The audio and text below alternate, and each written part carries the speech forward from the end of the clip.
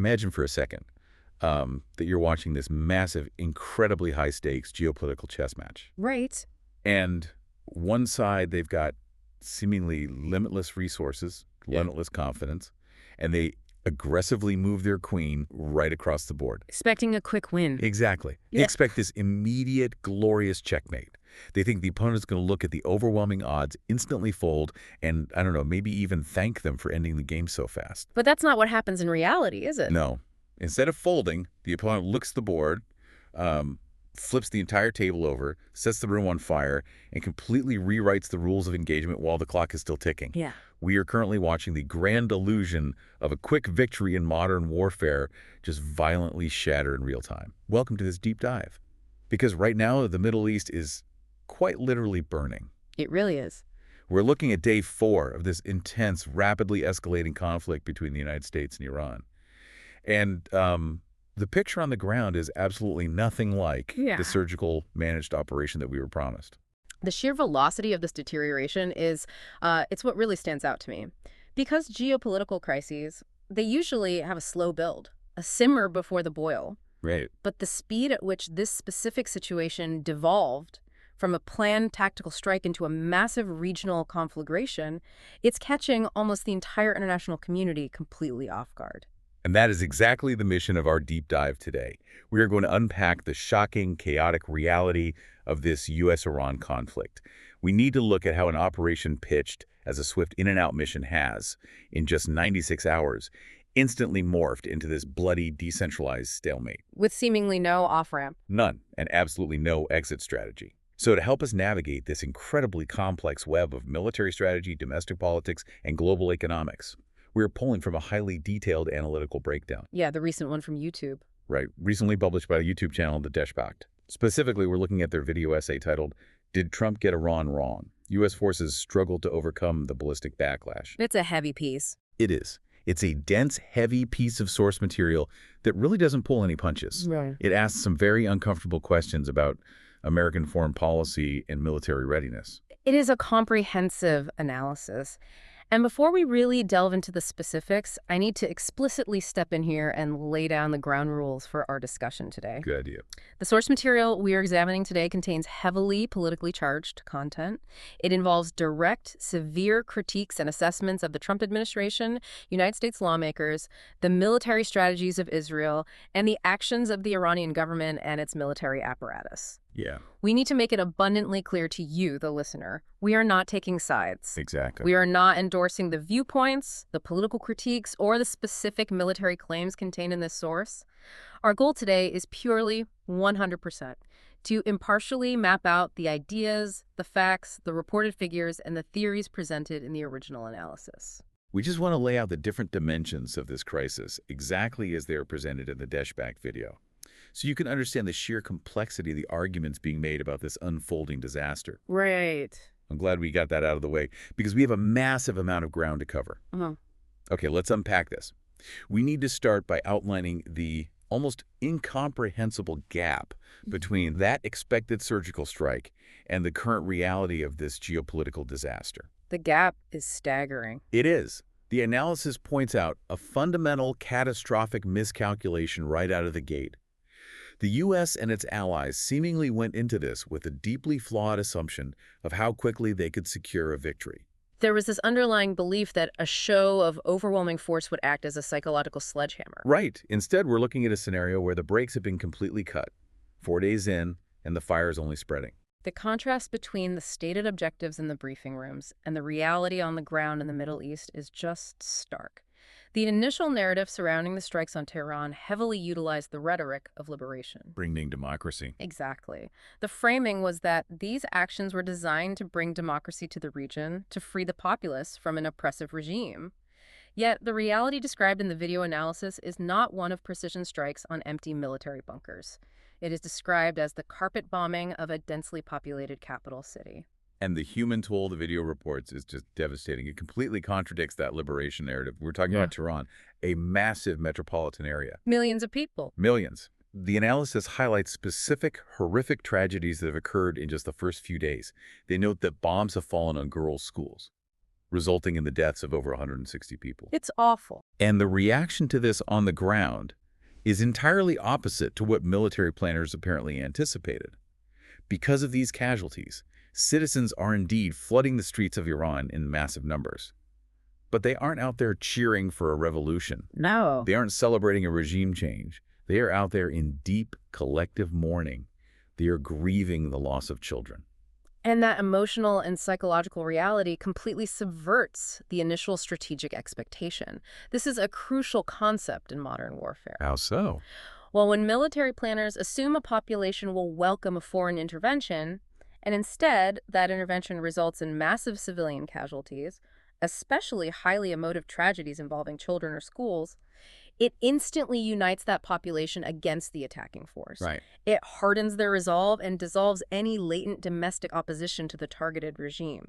The anger is redirected entirely outward at the external aggressor. And while that psychological shift is happening on the streets, the military fallout is escalating just as quickly. Because this isn't a one-sided bombardment. The Deshbach breakdown notes that 6 U.S. soldiers are already confirmed dead, with a grim expectation from analysts that this number will rise as the fog of war lifts. Yes. On the naval front, the situation is incredibly volatile. 11 Iranian warships have reportedly been sunk.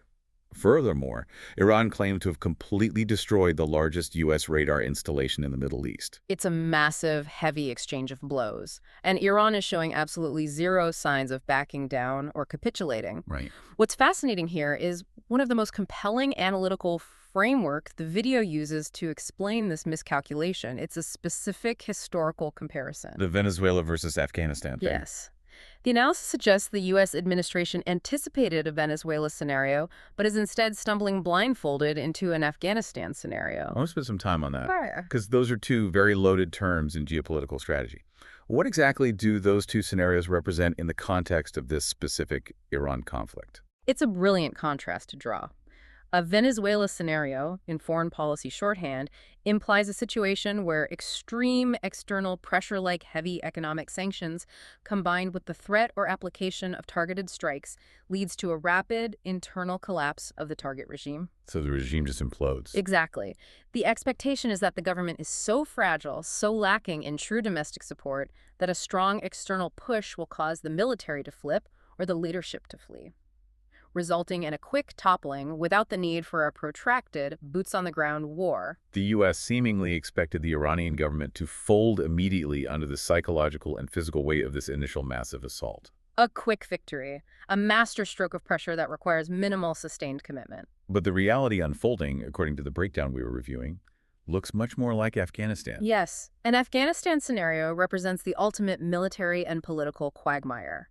It's a conflict where an initial, overwhelming display of conventional military power successfully destroys visible infrastructure, maybe even decapitates the formal leadership, But fails to end the war.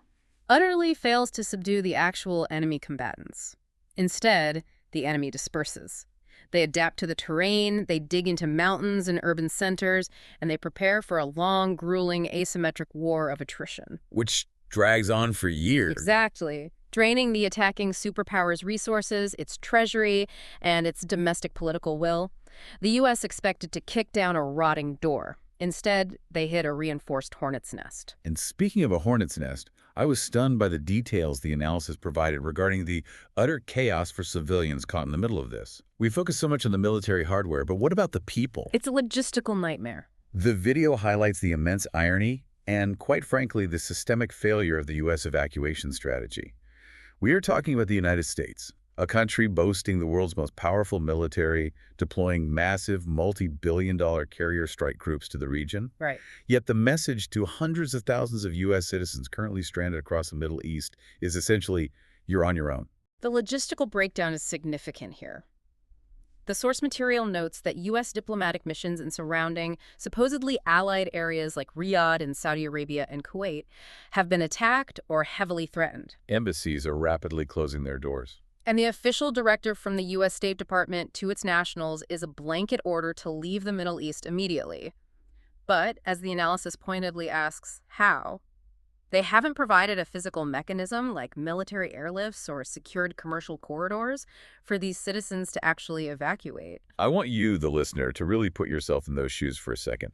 Imagine being a civilian, maybe an engineer, a teacher, or a business person, an American citizen living or working in the Middle East right now. Just try and do your job. Right. You are suddenly caught in the crossfire of a massive regional war. You look to your government for help.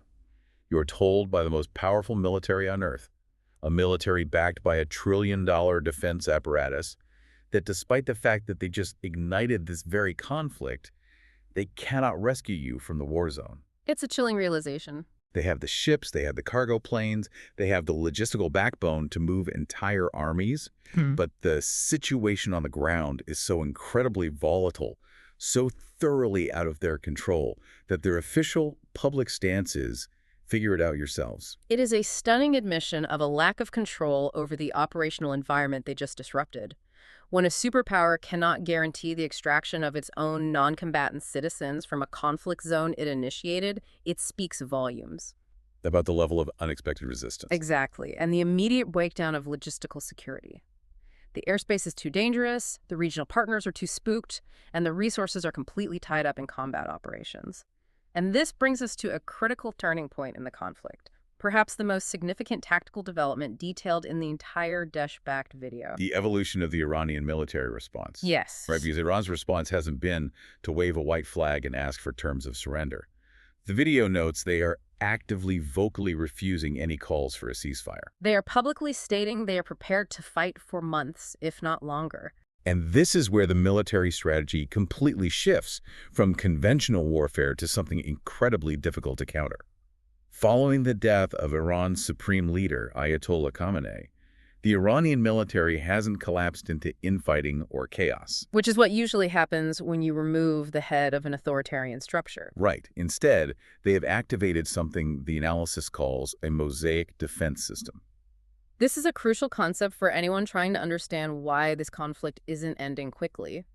A Mosaic defense is essentially the ultimate pre-planned decentralization of military command and control. How does that work in practice?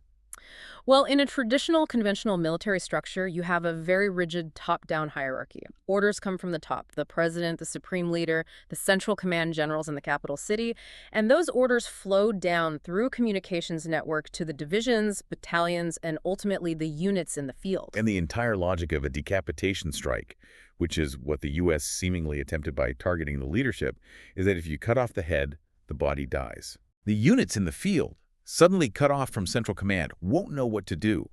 They will be paralyzed by a lack of orders and a breakdown in communication. That is the textbook theory, yes. Oh.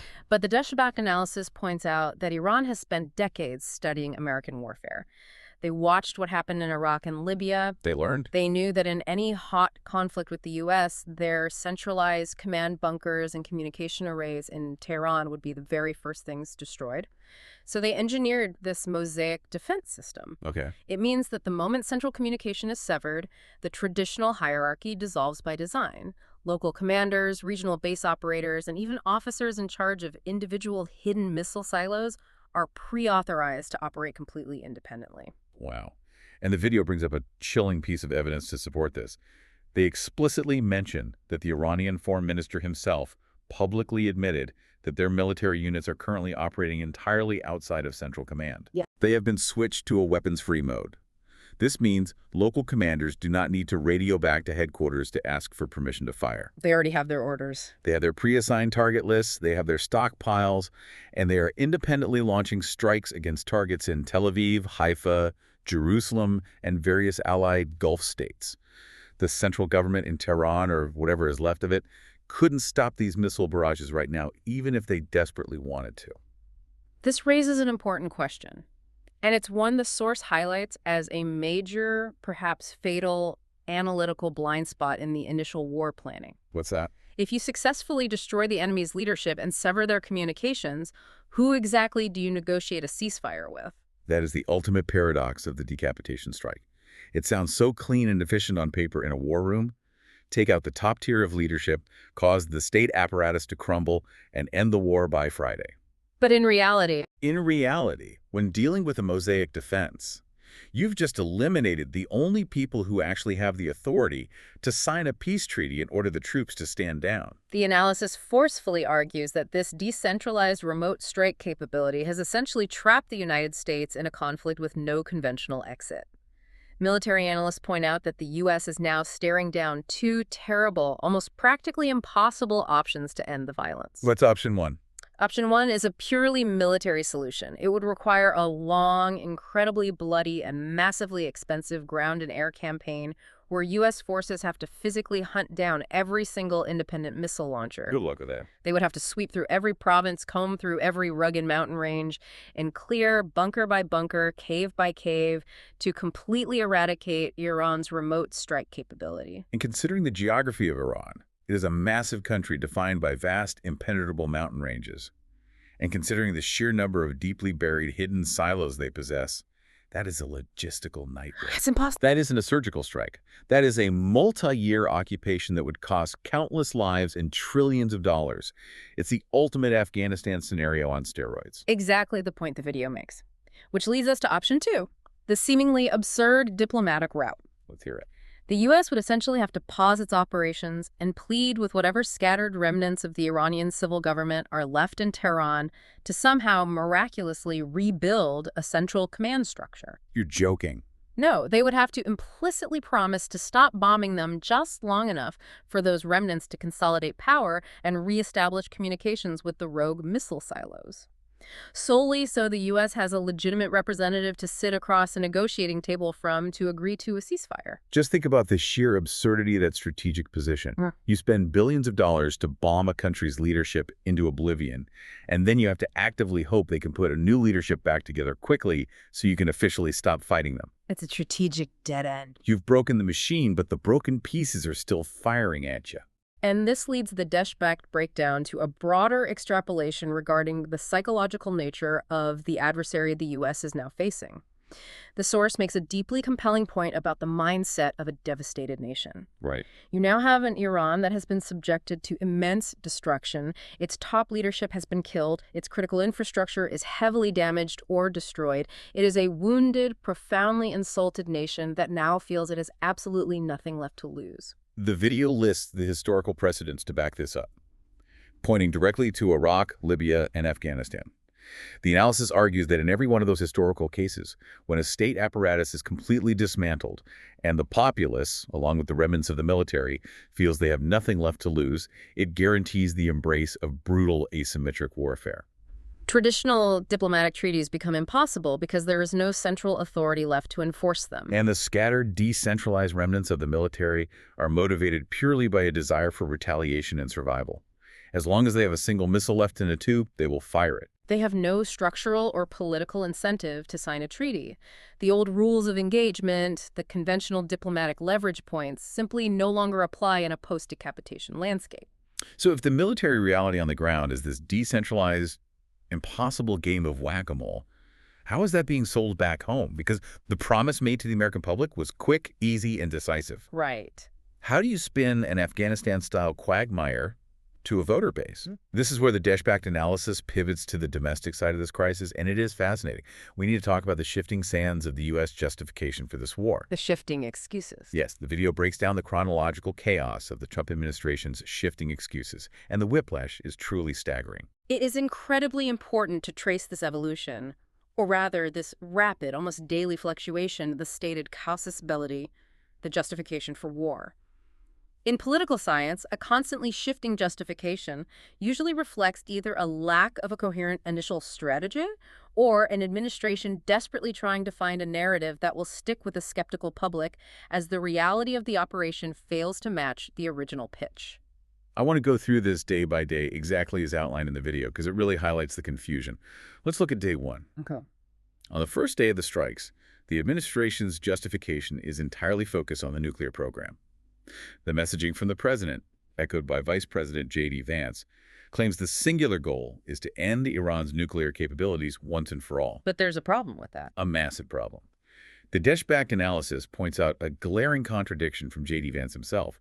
Just recently, Vance had publicly claimed that Iran wasn't even supposed to have nuclear weapons anymore, Because of the bunker busters. because the U.S. had supposedly already handled the nuclear sites with bunker buster bombs back in June of 2025. The video asks a brilliant, pointed question.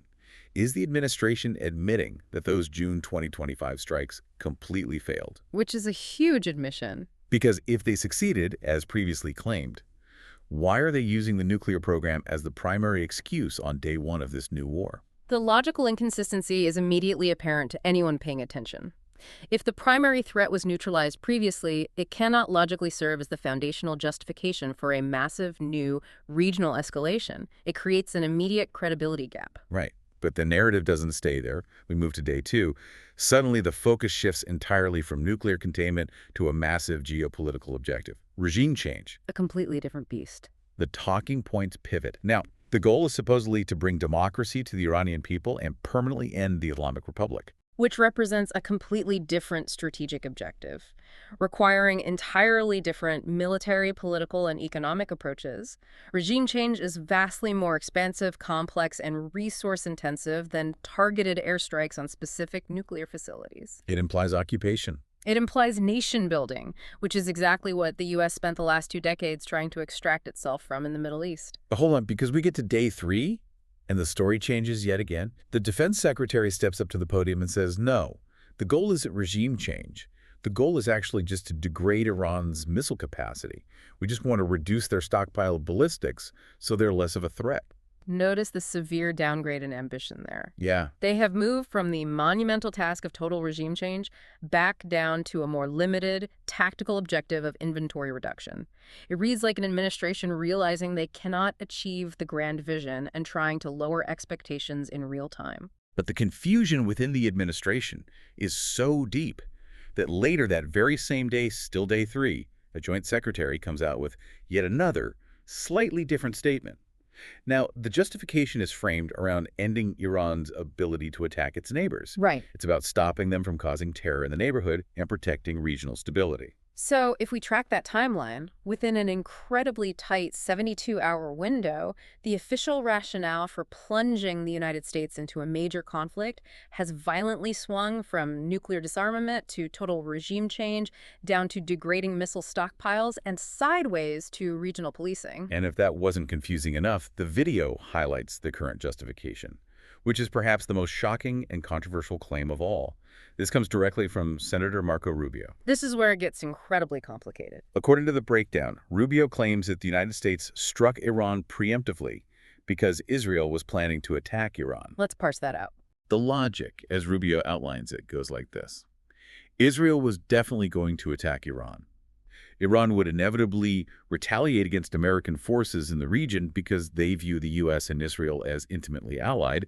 Therefore, the U.S. decided it had to attack Iran first to preempt the inevitable Iranian retaliation for an Israeli attack that hadn't even been launched yet. That is a convoluted, incredibly dangerous chain of logic with severe long-term geopolitical implications. If we analyze Rubio's statement through the lens provided by the source material, it points to a very grave conclusion regarding American sovereignty. Yes. By stating that the U.S. preemptively attacked specifically because it knew Israel was going to act, the administration is essentially admitting that an allied nation, Israel, is dictating the timing, the targets, and the very necessity of American military engagements. The video states this explicitly. They point out that critics, foreign policy experts, and former U.S. ambassadors are arguing that this statement confirms a long-held, cynical public opinion. That American foreign policy in the Middle East is not driven by independent American interests, but is instead heavily influenced, if not outright directed, by Israel's strategic needs. The perception being that America just does what Israel requires to maintain Israeli security. Even at the cost of American lives and global stability. And this directly aligns with a stark assessment from the New York Times, which the Dash-backed video prominently cites.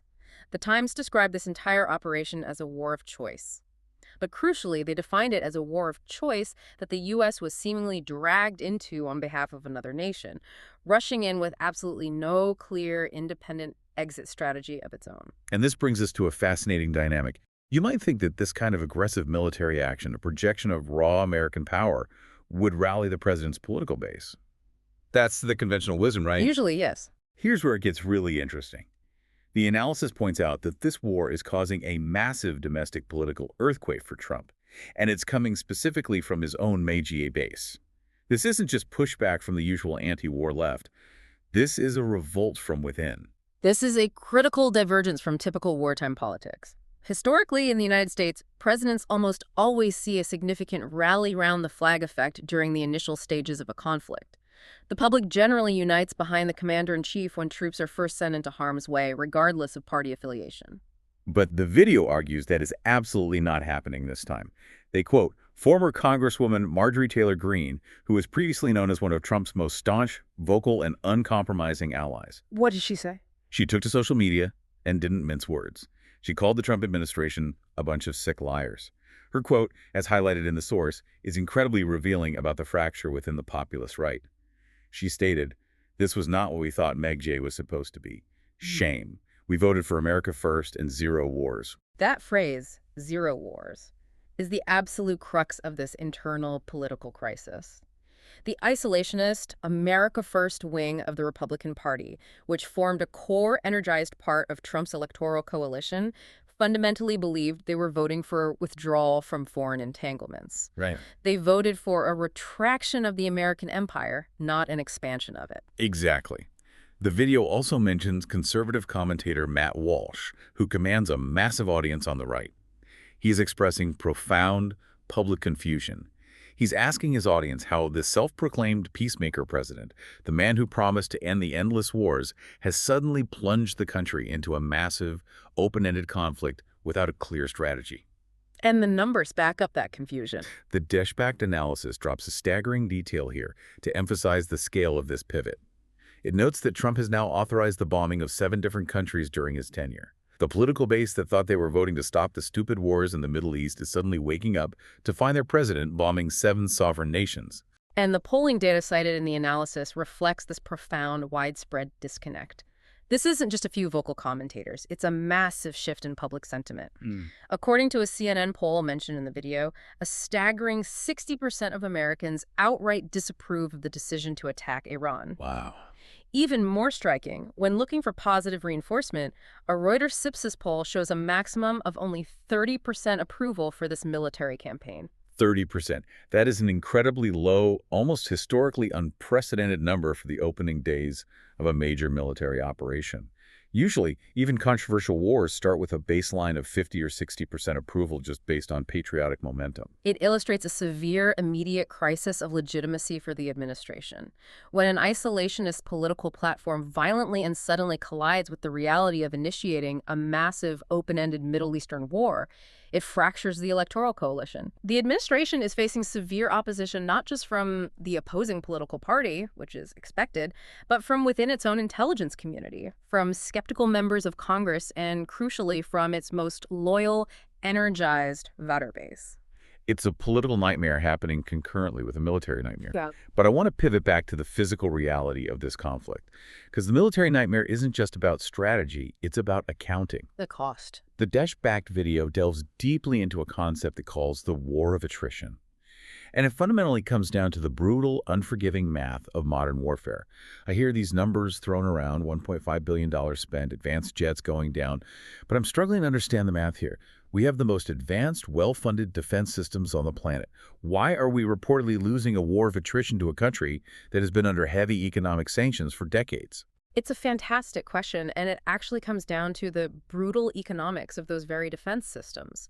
The logistical reality of the conflict severely undercuts the political rhetoric of having a virtually unlimited supply of weapons. Think of it this way. Modern air defense is an incredibly expensive shield to maintain against a very cheap sword. The source points out the massive upfront cost just to get the pieces on the board. Yeah. The buildup for this operation, what they dramatically called Operation Epic Fury, cost $1.5 billion. Just for the buildup. And that was before the real fighting even started. That was just the cost of logistics. Positioning the aircraft carriers, fueling the naval vessels, moving troops to regional bases, and now the actual combat losses are mounting. The video highlights a specific, highly concerning incident on March 1st in Kuwait, where 3 U.S. F-15 fighter jets went down. And the narratives surrounding that specific event are highly conflicting, which is common in the fog of war, but both explanations are deeply problematic for the U.S. What are the explanations? The U.S. military claimed it was a tragic friendly fire incident, while Iran loudly claimed they shot the jets down using their S-300 surface-to-air missile systems. For those who might not know, what is an S-300 and why does it matter if Iran has them? The S-300 is a highly capable, Russian-designed mobile surface-to-air missile system. It's not new technology, but it is incredibly robust. It is designed specifically for area denial to track and destroy advanced aircraft and cruise missiles over a wide radius. If Iran is successfully using S-300s to knock advanced U.S. fighters out of the sky, it means the airspace is fundamentally contested. But the video makes a crucial analytical point here. Regardless of whether it was a catastrophic friendly fire error due to a chaotic airspace, or if it was Iranian S-300 defense systems, the end result is exactly the same.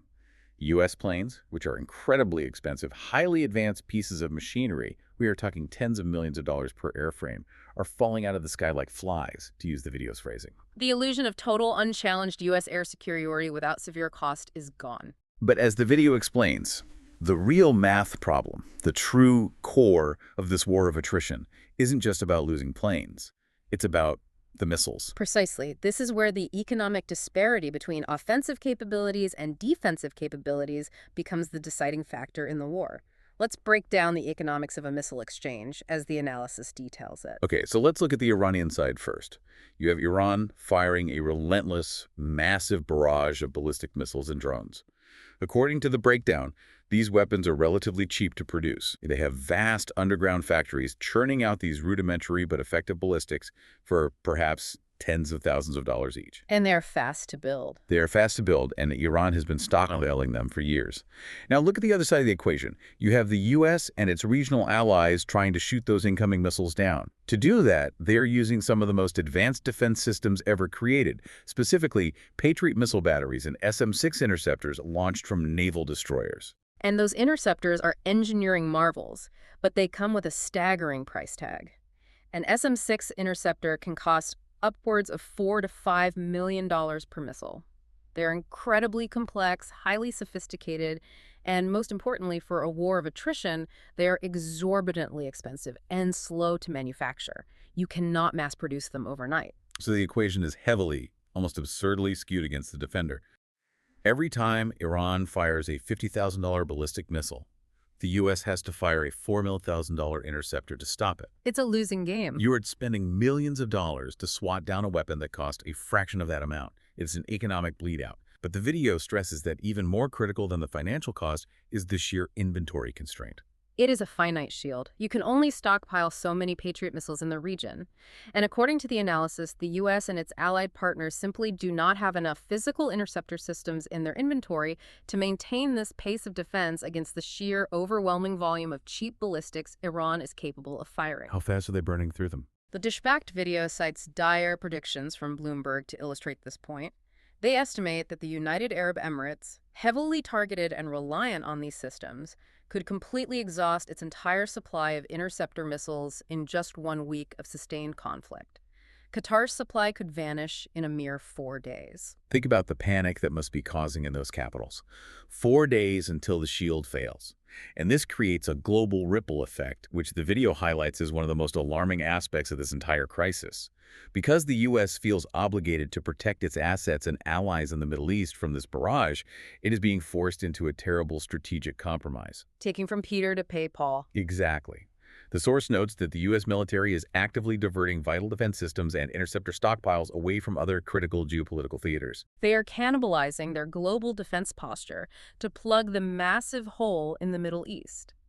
The analysis specifically notes that the U.S. is pulling these critical interceptors from Ukraine right in the middle of their war with Russia and drawing down stockpiles in the Indo-Pacific region, an area vital for deterring Chinese aggression. Meaning they are literally taking the shield away from Kyiv and taking the shield away from Taiwan or regional bases in the Pacific, just to cover this rapidly expanding self-inflicted crisis in the Middle East.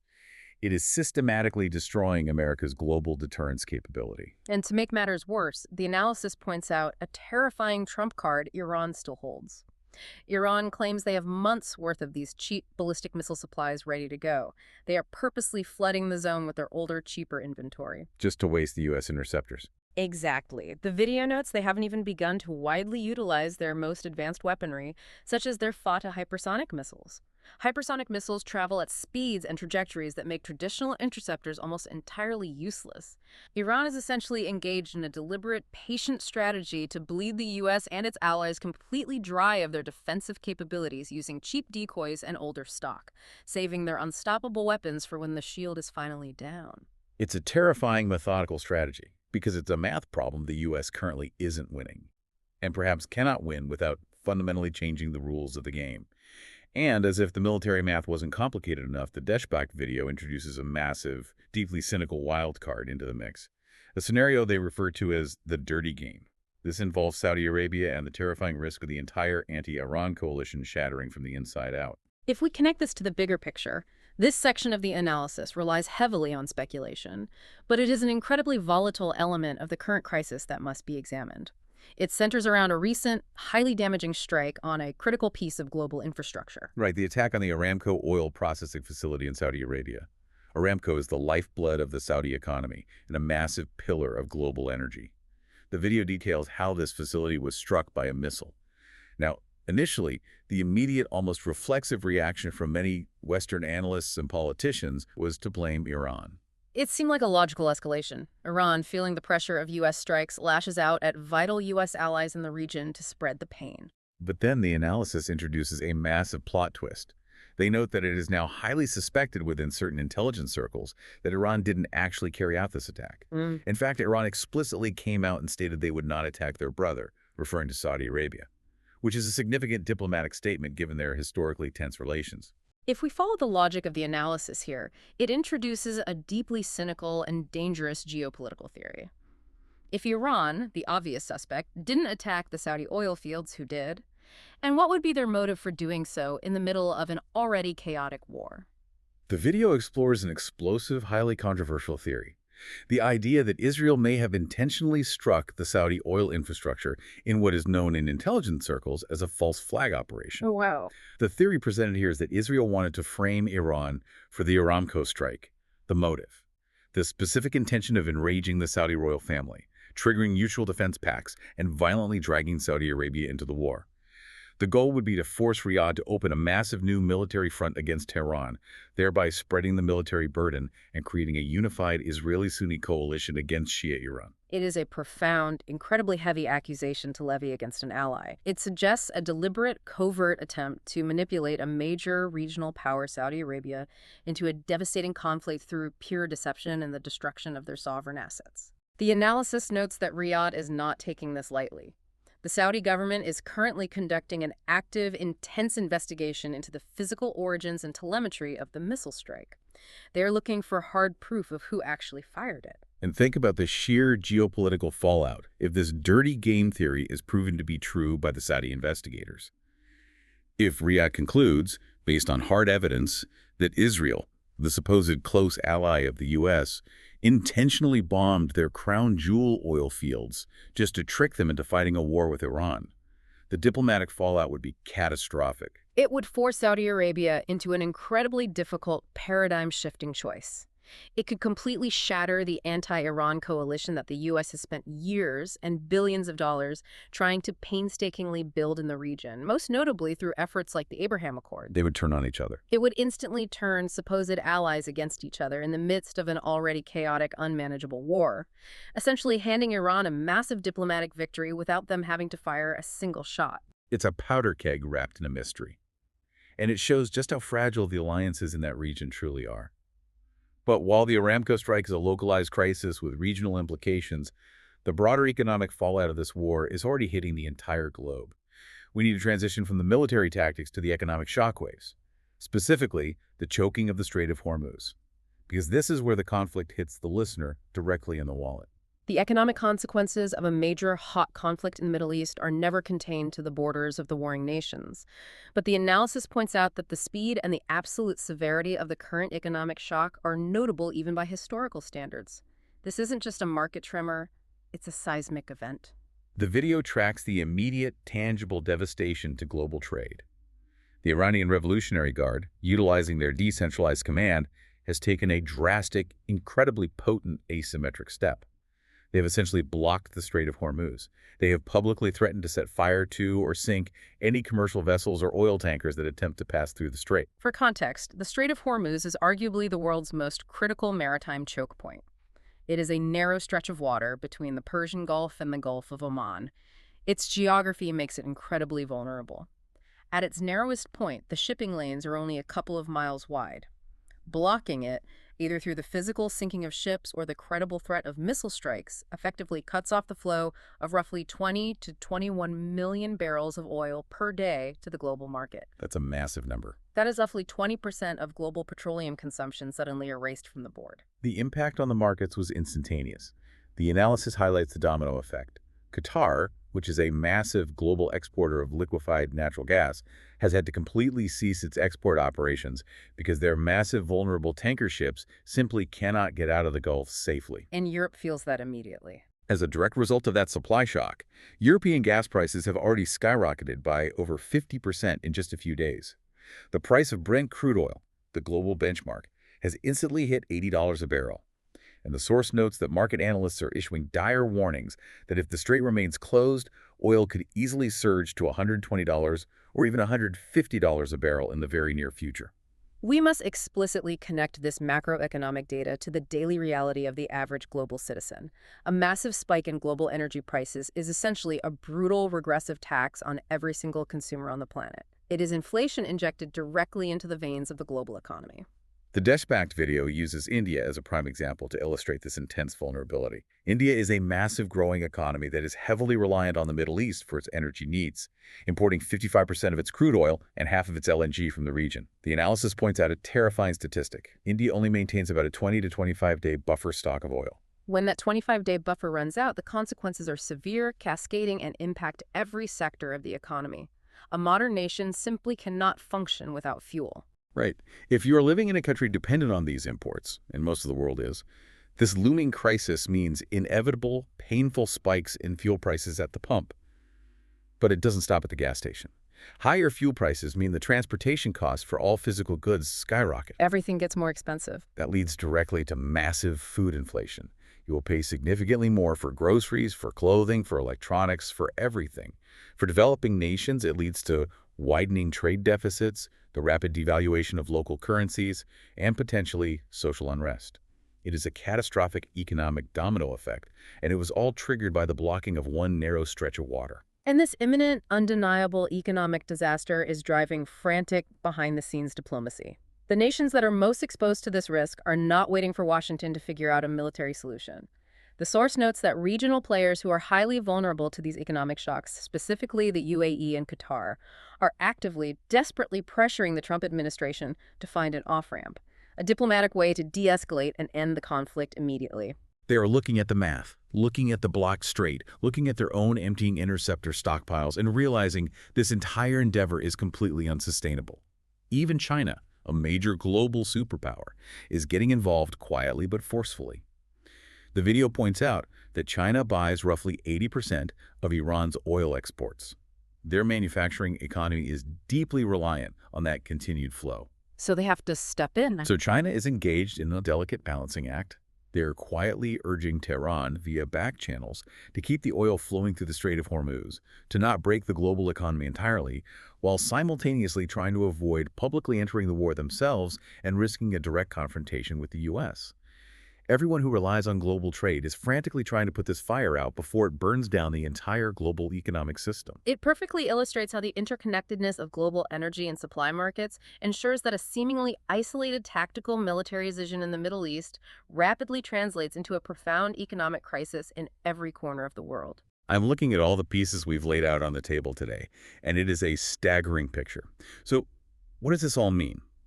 Let's take a breath and try to summarize the sheer scale of the disaster this deep dive has outlined, based strictly on the Deshback analysis. We are looking at a massive military conflict that was started with absolutely no clear, consistent objective, as evidenced by the administration offering 5 completely different justifications in just 3 days. Right. The U.S. seemingly kicked the door and expecting a quick, clean, Venezuelan-style collapse and victory. But instead, they've instantly fractured their own domestic political base, alienating the very voters who put them in power on an explicit America First, Zero Wars platform. Militarily, they find themselves trapped. They are facing an untargetable, highly decentralized enemy operating a Mosaic defense. Because of the initial decapitation strikes, there is quite literally no central leadership left to negotiate a surrender with, even if Iran wanted to capitulate. Exactly. They are bleeding through their incredibly expensive, finite defense resources in a brutal, economically unwinnable war of attrition against tens of thousands of cheap ballistic missiles.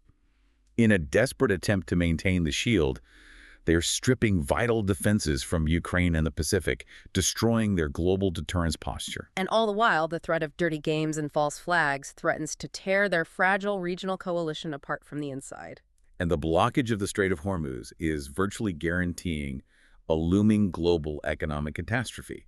It is the absolute definition of forcefully opening a door you have absolutely no idea how to close. And it leaves us with a profound paradigm-shifting realization. If we take all the data, all the tactical shifts, and all the economic realities presented in this source material and project them forward, we are arguably witnessing the real-time death of traditional deterrence theory. That's an incredibly heavy thought to end on. Expand on that for a second. What does the death of deterrence actually mean for the listener? Well, for the last 70 years, global peace, especially between major powers, has essentially relied on the concept of mutually assured destruction and the fundamental underlying assumption that state actors operate rationally. The entire belief system of modern foreign policy was that a government will always act to protect its valuable assets, its infrastructure, and most importantly, the lives of its own leadership. Because no one wants to die. Exactly. You can deter an enemy from attacking you simply by credibly threatening to destroy those valuable things. But this current crisis in Iran asks a terrifying, unprecedented question. What happens to the entire framework of global security when a superpower inadvertently transforms a centralized, rational state actor into a decentralized, heavily armed ghost army that feels it has absolutely nothing left to lose, because its leadership is already dead and its infrastructure is already ruined? How do you deter an enemy that no longer fears its own destruction? Because you've already destroyed them, you've taken everything they value, and yet the independent missile silos are still opening and the weapons are still firing. That is a truly chilling thought to leave you with, and something to deeply mull over as you watch the news continue to unfold. We want to thank you for joining us on this extensive deep dive. It's a heavy, complex topic, but an incredibly important one to understand as the geopolitical landscape shifts beneath our feet. Until next time, stay curious.